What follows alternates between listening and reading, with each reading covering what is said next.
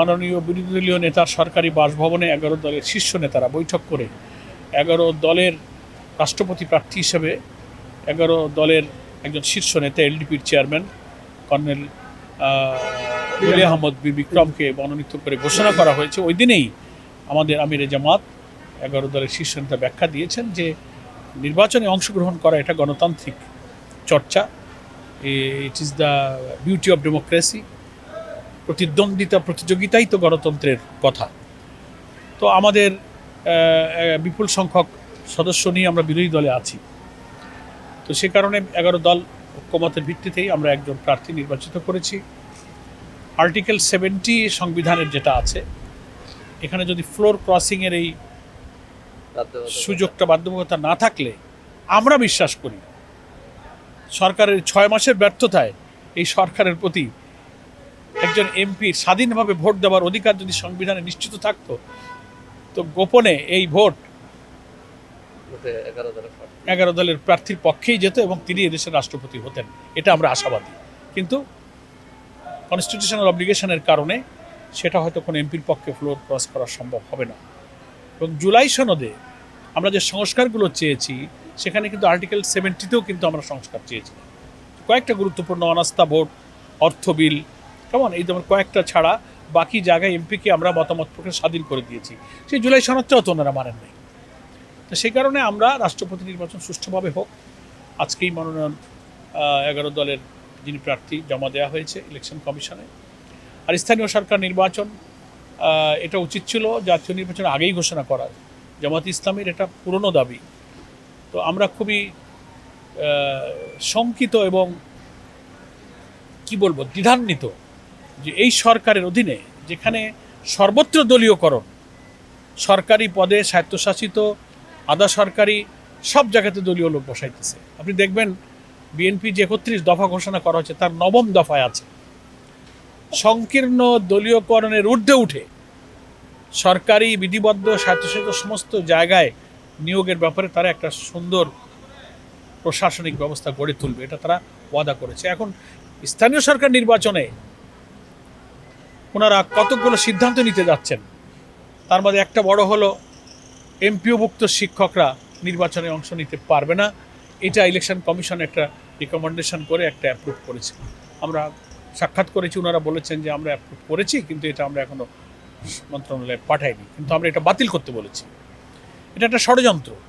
দ্বিতীয় হচ্ছে যে এইভাবে দলীয়করণ যদি একেবারে তৃণমূলে চলতে থাকে, তো জাতীয় নির্বাচনে তো ইলেকশন ইঞ্জিনিয়ারিং রেজাল্ট ম্যানিপুলেশনের অভিযোগ আমরা করেছি, তার প্রমাণও সরকার মধ্যে গুপ্ত থাকা অন্তর্বর্তীকালীন সরকার উপদেষ্টারা হিসেবে সাক্ষী দিয়েছেন। ফলে এই স্থানীয় নির্বাচন হোক, এটা আমরা চাই, আমরা অংশ নেবার জন্য প্রস্তুতি নিচ্ছি, কিন্তু সেই নির্বাচন নিরপেক্ষ করার জন্য এই যে কি বলে সিটি কর্পোরেশন, পৌরসভা, জেলা পরিষদ গুরুত্বপূর্ণ পদে যে পলিটিক্যাল অ্যাপয়েন্টমেন্ট দেওয়া হয়েছে, এদেরকে তো স্থানীয় নির্বাচনে আবার মনোনয়ন দেবে, সেজন্য এদেরকেও নির্বাচনে অযোগ্য ঘোষণা করতে হবে তফসিল ঘোষণা করার আগে, তাহলে এই নির্বাচন নিরপেক্ষ হবে না। এখন যাদেরকে মেয়র জায়গায় দিয়ে দেওয়া হয়েছে, বিভিন্ন জেলা পরিষদে দিয়ে দেওয়া হয়েছে, এরাই কিন্তু আলটিমেটলি আবার লোকাল গভর্নমেন্ট ইলেকশনে প্রার্থী হবে। এগুলো আমরা নির্বাচন কমিশনে গিয়েছি, প্রধান কমিশনারকে আমরা বলে এসেছি এদেরকে নির্বাচন অযোগ্য করতে হবে। এমপিভুক্ত নির্বাচনে টিচারদেরকে নির্বাচনে অযোগ্য করার যে রিকমেন্ডেশন আপনারা করছেন, এটাও আপনাদেরকে বাতিল করতে হবে। নির্বাচন সুষ্ঠু নিরপেক্ষ করতে হবে। প্রত্যেক ভোট কেন্দ্রে সিসিটিভি ক্যামেরা, সেনাবাহিনী মোতায়েন, এগুলো নিশ্চিত না করলে স্থানীয় নির্বাচন নিরপেক্ষ হওয়া নিয়ে আমরা অনেকটা সন্দেহ করি।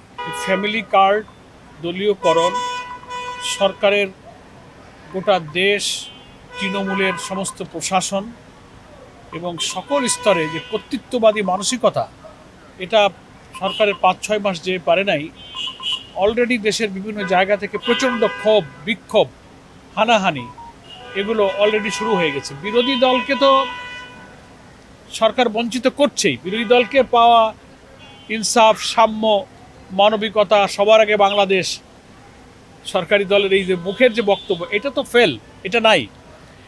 এখন তাদের মধ্যেই গণ্ডগোল, তাদেরই ভাগে মেটে না। আজকে পত্রিকায় দেখবেন বিভিন্ন জায়গায় ইউনো অফিস অ্যাটাক হয়েছে, তারপরে আপনার ভাঙচুর হয়েছে, ফ্যামিলি কার্ড বাছাই করার জন্য কমিটি টমিটি কারা কী করবে না করবে, সেইখানে কেন এক গ্রুপ ঢুকছে আর এক গ্রুপ পাইতেছে না? তো নিজের ঘরেই আগুন, আর আমরা আর কি বলবো? এখন আমাদের কিছু পানি নিয়ে ওই ঘরের আগুন নিভানো ছাড়া দেশ বাঁচাবার কোনো উপায় নেই। কয় বালতি পানি নিয়ে যদি পারি এই আগুনটা আমরা নিভাইতে চেষ্টা করব। সেকেন্ড থিং হচ্ছে যে সর্বস্তরের দলীয়করণটাও মারাত্মক একটা পরিস্থিতি তৈরি করেছে। সরকারি পদের অন্তত 11টা পদে বিএনপি এবং ছাত্রদল যুব দলের লোকদেরকে তারা নিয়োগ দিয়েছে। এরপরে বিধি অনুযায়ী চুক্তির শর্তে থাকে এই ধরনের সরকারি পদে নিয়োগ পেলে তিনি আগে কোনো সংগঠনে কোনো পদ পদবিতে থাকলে তাকে রিজাইন করতে হবে, সেটা সে করে নাই। আর বড় কথা, এটার কোনো সুযোগ নাই দলীয়ভাবে নিয়োগ করা। একেবারে ইলেকশন কমিশনের এডিশনাল সেক্রেটারি থেকে অন্য জায়গার ডেপুটি সেক্রেটারি গ্রেড 2-তে সরকারি পদে নির্লজ্জভাবে দলীয়করণ তারা করছে। এটা তো আর স্থানীয় সরকার না, এটা তো সরকারি প্রশাসনিক পদ। সেকেন্ড হচ্ছে যে অন্তত 8টা উন্নয়ন কর্তৃপক্ষ, সেখানেও সরকার কোনো কোনো জায়গার বিএনপির হয়তো সেই জেলার সভাপতি, শহরের সভাপতি, তাকে পলিটিক্যাল অ্যাপয়েন্টমেন্ট দিয়েছে। এদিকে মাননীয় প্রধানমন্ত্রী 2026-এর ফেব্রুয়ারি মাসের যে ভোটটা হলো 12ই ফেব্রুয়ারি, উনি তো টেলিভিশনে গোটা জাতি দেখলো যে উনি ভোট কেন্দ্রে গেলেন এবং ভোট দিলেন। এবং ভোটের আগে উনি গণভোটে হাতে ভোট দিতে কিন্তু বিলম্বে হলেও আহ্বান করেছিলেন, এটা রেকর্ডেড। এখন খুবই বিস্ময়ের ব্যাপার যে একটা দেশের প্রধানমন্ত্রী, স্বরাষ্ট্রমন্ত্রী, আইনমন্ত্রী বা এমপিরা নিজেরা যেখানে হা ভোট দিল, সেই হা ভোটকেই এখন ইগনোর করছে, অস্বীকার করছে। এবং হা ভোট দেওয়ার অর্থই হলো ন্যাশনাল কনসেনসাস কমিশন অর্থাৎ ঐক্যমত্য কমিশনের 84টি রাষ্ট্রীয় সংস্কার, প্রশাসনিক সংস্কারকে হা বলা। এখন ওনারা একই দিনে 2টা ভোট হলো, ধানের শীষে একটা ভোট, হাতে একটা ভোট, এটি তো ওনারা দিয়েছেন বলে আমরা বিশ্বাস করি। তাহলে ওনারা ধানের শীষের ভোটটাকে মেনে নিলেন, কারণ ওখানে প্রধানমন্ত্রী হওয়া গেল, এমপি হওয়া গেল, সরকার গঠন করা গেল। একই দিনের একসাথে একই মুহূর্তে 2 জায়গায় সিল মারার আর একটা ভোট ওনারা মানলেন না। কি পরিমাণ দ্বিচারিতা, কি পরিমাণ দ্বিচারিতা জাতির সঙ্গে। আর এটা যখন প্রশ্ন করেছে পার্লামেন্টে আমাদের বিরোধী দলীয় নেতা এবং পার্লামেন্টের এমপিরা যে আপনি কেন এটা করলেন, কথা দিয়ে কথা রাখলেন না, আপনারা তো সব জায়গায় রাজি ছিলেন, গণভোট আপনাদের প্রস্তাবেই হয়েছে, রাষ্ট্রপতির আদেশ 2025-এর 13 নভেম্বরের প্রেসিডেন্সিয়াল অর্ডারের ভিত্তিতেই একই দিনে গণভোট আর জাতীয় ভোট, তো সব মেনেই তো আপনারা নিলেন।